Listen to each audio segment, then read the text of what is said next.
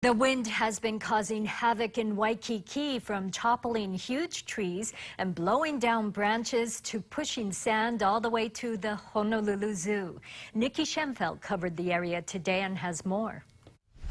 The winds unleashed in Waikiki today, sending this huge kiawe tree to the ground at Kapiolani Park, nearly missing cars and people. Oh, this is just crazy. I mean, I came out to move my car to my parking place over here, and I was walking under this beautiful tree here, and an hour later I came out and it had fallen down.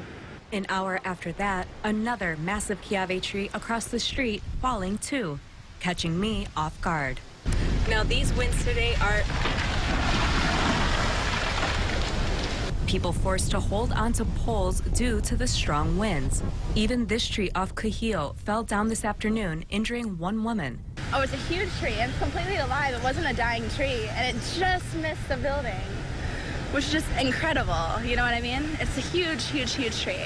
Mayor Caldwell saying the city is ready to assist. It's all hands on deck.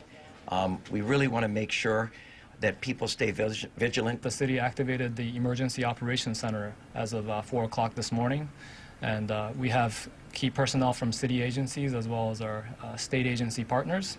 Now, for the most part, people have listened to lifeguards and ocean safety's warnings about going anywhere near the beach in these kind of conditions. However, I am at Queens and I do see some people out in the water, but lifeguards are watching them very, very carefully. But for the most part, and it's a rare sight, all the beaches in Waikiki are empty.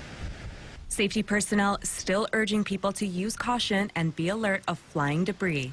Nikki Schenfeld, KHON2 News.